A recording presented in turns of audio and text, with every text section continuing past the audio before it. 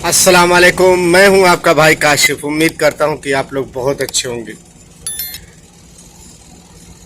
एक आदमी के 550 बच्चे हैं। 550 बच्चे। आप लोगों ने सही सुना, 550 बच्चे। मैं भी सुना था तो चौंक गया था। बहुत ही सुन करके इंजॉय लेना बस, और कुछ नहीं। कि कैसे इसके 550 बच्चे हैं। बहुत लोगों के तो अलग अलग ख्याल होंगे, लेकिन है एक भाई साहब जिनके अंदर इतना स्टेमिना है माशाल्लाह। आइए देखते हैं। आपने दुनिया में एक से एक अजीबोगरीब मामले सुने होंगे, लेकिन जो खबर आज आपको बताने वाले हैं उससे सुनकर आप अपने कानों पर यकीन नहीं करेंगे। एक ऐसा शख्स दुनिया में है जिसने 550 बच्चे पैदा कर दिए और उसके देश की अदालत ने अब उससे कहा है कि सुनो बाबू, अत्य कर दी तुमने, मतलब अत्य कर दी है और अब रुक जाओ। माना कि तुम्हारा अपना स्पर्म है, तुम्हारा अपना हिसाब किताब है, तुम्हारा स्टेमिना बहुत अच्छा है, लेकिन अब हम बर्दाश्त नहीं करेंगे। अब तुम बच्चा पैदा नहीं करो, और नहीं करोगे तो मतलब नहीं करो। और अगर तुमने कर दिया नहीं कर तो तुम पर 1-2 लाख रुपया नहीं बल्कि 90 लाख रुपया का जुर्माना लगेगा, अगर अब तुम बच्चा पैदा करने की प्रक्रिया का हिस्सा बनो। ये कहानी जो भी सुन रहा है उसके होश फाख्ता हो जा रहा है, लेकिन ये कहानी बिल्कुल सच है। मामला जो है नीदरलैंड का। एक तरफ हम और आप भारत में आबादी को लेकर परेशान है कि यार इतनी बड़ी आबादी हो गई, 40 करोड़, हम दुनिया भर में ऐसे हो गए, जमीन नहीं है, ये नहीं है, गाड़ियां इतनी हैं। तो दुनिया में कई देश ऐसे भी हैं जहां पर आबादी इसलिए नहीं बढ़ पा रही है क्योंकि फर्टिलिटी की समस्या है, और उसके मेडिकल ट्रीटमेंट के लिए दुनिया भर में लोग घूमते हैं। और ये जोनाथन नाम की जो शख्स हैं, ये स्पर्म डोनेट करते हैं, और स्पर्म डोनेट करते करते 1-2 नहीं बल्कि 550 बच्चा अब तक ये पैदा कर चुके हैं। दरअसल 41 साल के जोनाथन जो हैं, ये स्पर्म डोनर का काम करते हैं, और इन्होंने देश भर में इतना स्पर्म डोनेट कर दिया कि नीदरलैंड में कोर्ट तक मामला पहुंच गया। तमाम महिलाएं कोर्ट पहुंची और उन्होंने कहा कि सर, इस आदमी पर बैन लगाइए। ये आदमी क्या कर रहा है? नियम कायदे कानून की धज्जियां उड़ा डाली इसने। 550 बच्चों का पिता बन चुका है। हमारे पड़ोस वाली भाभी जी का बच्चा जो वो भी इसका है, उधर दूर वाली मौसी का जो बच्चा है वो भी इसका है, उधर वाली ताई का जो बच्चा है वो भी इसका है। इतने सारे इसने भाई बहन आपस में पैदा कर दिए हैं कि जब ये बच्चे बड़े होंगे और इनको पता लगेगा कि इन सबका बाप एक है, तो उन पर क्या मानसिक तौर पर असर पड़ेगा। और ऐसे गुनहगार को तो आप शांत करवाइए। कई महिलाओं ने एक्चुअली कोर्ट में अर्जी डाली कि अगर हमें पता होता कि इस आदमी ने 500 मर्तबा बच्चे डोनेट कर दिए हैं तो इससे हम इसका स्पर्म नहीं लेते। अब स्पर्म लेना दरअसल एक मेडिकल प्रक्रिया का हिस्सा है, क्योंकि उनके जो हस्बैंड होंगे या पार्टनर होंगे वो उतने सफिशिएंट नहीं है कि वो बच्चा पैदा कर पाए। और ये आदमी उसमें इसने उसको प्रोफेशन बना लिया। हालांकि ऐसा प्रोफेशन होता है जहां पर लोग अपना स्पर्म डोनेट करते हैं, लेकिन उसके नियम कायदे कानून होते हैं, और इस आदमी ने सारे नियम कायदे कानून तोड़ दिए। और इसीलिए महिलाएं कोर्ट पहुंच गई, कहा कि यार ये अत्य हो गया। 10-10 एजेंसियों के साथ ये बच्चा डोनेट कर रहा है। सुबह बच्चा डोनेट करता है, शाम को डोनेट करता है। 550 बच्चे अब तक इसके हो गए 41 साल की उम्र में। तबाही मचा देगा न्यूजीलैंड में।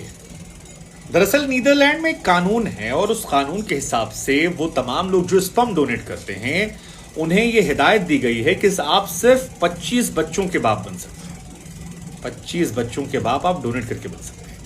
और उसमें भी क्राइटेरिया है कि 25 महिलाओं के साथ नहीं, 12 महिलाओं के साथ आप 25 बच्चों के पिता बन सकती हैं। यानी आप जीवन में केवल 12 महिलाओं को स्पर्म डोनेट कर सकते हैं। इससे ज्यादा आपको अलाउड नहीं है, क्योंकि ये फिर भौगोलिक स्थिति को बिगाड़ देगा। आपस में भाई बहन बहुत ज्यादा हो जाएंगे, और उस असहज वाली स्थिति से बचने के लिए आपको ये नियम कायदे कानून बनाए गए। लेकिन ये जनाब जो हैं जोनाथन साहब, इनको चाहिए था पैसा। ये एक नंबर के कामचोर आदमी हैं। इनको भगवान ने सिर्फ एक किस्म का टैलेंट दिया था, और इनको लगा कि पढ़ाई लिखाई इतनी हमने की नहीं है, जो टैलेंट हमको भगवान ने दिया है क्यों ना उसको हम एक्सप्लोर कर दें। और एक्सप्लोर करते करते करते ये इतना आगे निकल गए कि 550 बच्चे हो गए। हालांकि ऐसा नहीं कि नोटिस में नहीं आए थे। साल 2017 में पहली बार इनको लेकर एक मामला आया था, जिसमें पता लगा कि इन्होंने नियम कायदे कानून को तोड़ दिया है, और 10 एजेंसियों के साथ मिलकर 2017 में ये तकरीबन 112 बच्चों के बाप बन चुके थे। और इनको लेकर तभी एक नोटिस आ गया था कि अब ठहर जाओ, अपना ये टैलेंट जो है ये अपने तक रखो, उसका किसी और तरीके से इस्तेमाल करो, इसको बांटकर पैसा कमाने में इस्तेमाल मत करो। और जब डच सोसाइटी ऑफ गायनोलॉजी ने इनका ये मामला हाईलाइट करवाया तो उसके बाद तमाम जो वहां पर एजेंसीज हैं जो ये काम करती हैं उनसे कहा गया कि इस आदमी को आप ब्लैकलिस्ट कर दीजिए। 2017 में 100 से ज़्यादा बच्चे पैदा करने के बाद इनको ब्लैकलिस्ट कर दिया गया। लेकिन ये जनाब जो थे ये अपना टैलेंट एक्सप्लोर करने देश से बाहर निकल गए और आसपास के जो देश थे वहां जाकर ये बांटने लगे।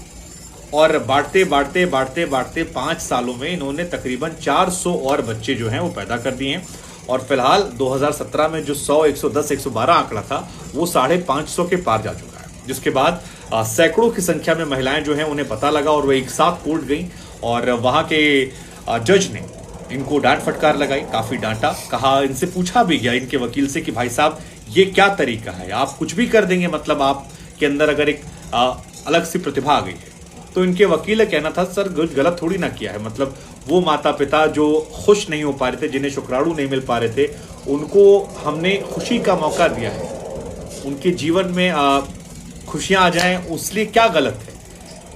लेकिन यहाँ मामला नियम कायदे कानून का एक तो है, दूसरा जो बार बार हम कह रहे हैं कि सब आपस में भाई बहन पैदा हो रहे हैं, तो ये मामला जो है काफी सेंसिटिव है और इनके टैलेंट को लेकर काफी चर्चाएं हो रही है। खैर आपका कोई मित्र है जिसमें इस लेवल की कोई भी प्रतिभा हो, आप उसे टैग कर सकते हैं जिससे आपको कहें कि भाई आप बस कर दे।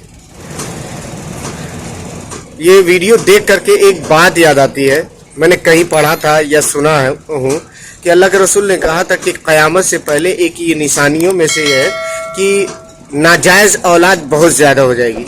मैं उस वक्त सोचता था कि आखिर ऐसे कैसे हो सकता है नाजायज़, तो बहुत ज़्यादा ढूंढने पे नाजायज़ औलाद तो पूरे समाज में बर्दाश्त नहीं किया जाता है, लेकिन एक असबाब मिलता है जिसमें भी मसलकों के एतबार से भी फ़र्क है। अब जैसे शादी दो लड़की लड़का करते हैं तो उसमें अक्सर होता है कि मियाँ बीवी राजी तो क्या करे काजी, ये कानून के एतबार से और समाज में ऐसा रसूम बना है। लेकिन कई उलमाओं का और कई मसलकों का ऐसा मानना है कि मियाँ बीवी अगर राजी है तो क्या हुआ, लेकिन पेरेंट्स को राजी होना ज़रूरी है। अगर वो राजी नहीं है तो निकाह नहीं माना जाता है। तो मुझे लगता था कि यही थोड़ी सी है नाजायज़ में से। लेकिन जब से ये टेस्ट ट्यूब वाला मसला आया है तब से तो ये पता चलता है कि वाकई ये बड़ी ख़तरनाक चीज़ है और बहुत ज़्यादा नाजायज़ औलाद पैदा होंगी ऐसे। बहरकैफ अल्लाह ताला हम सबको ऐसे गुनाह करने से बचाए। हम लोगों को दुआ करना चाहिए कि ऐसे कामों से बचाए। और आप लोगों से रिक्वेस्ट है कि यार कमेंट किया करो, ये मत सोचो कि किसी को क्या लगेगा, आप कमेंट कर दिया करो, जो आपको एहसास हो प्लीज़ आप कमेंट किया करो, लाइक करो, शेयर करो। अपना अपने माँ बाप का ख्याल रखो। अस्सलाम वालेकुम। मुझे एक बात याद आती है कि मैंने ग़ालिबन सुना था या पढ़ा था कि एक वक्त ऐसा आएगा क़यामत से पहले नाजायज़ औलाद बहुत होंगी। मैं सोचता था कैसे होगी। जब मैं सुना था तो कभी ध्यान में आया कि हाँ जब मज़हब की दीवारें लोग फान करके शादी करते हैं या माँ बाप के बगैर बिना मर्जी के शादी करते हैं तो इससे हराम। लेकिन ये सबसे बड़ा अजाब है ये जो दे रहे हैं लोग, दे रहे हैं। माँ बाप कोई और होता है हकीकी में, लेकिन माँ बाप कोई और बनता है, यानी किसी का स्पर्म का इस्तेमाल किया जाता है जिस तरह ये साहब ने किया है। इसी तरह क़यामत तक पता नहीं कितनी नस्ल आगे जाएगी, अल्लाह जाने। बहरकैफ अल्लाह ताला हम सभी लोगों को ऐसे फालतू कामों से, ऐसे गुनाह से बचाए। अपना अपने मुल्क का ख्याल रखें। आप लोगों से रिक्वेस्ट है कि आप लोग लाइक, कमेंट, शेयर ज़रूर किया करें। इसको सोशल मीडिया पे ये वीडियो को फैलाओ, ज़्यादा से ज़्यादा शेयर कर दिया करो। अस्सलाम वालेकुम।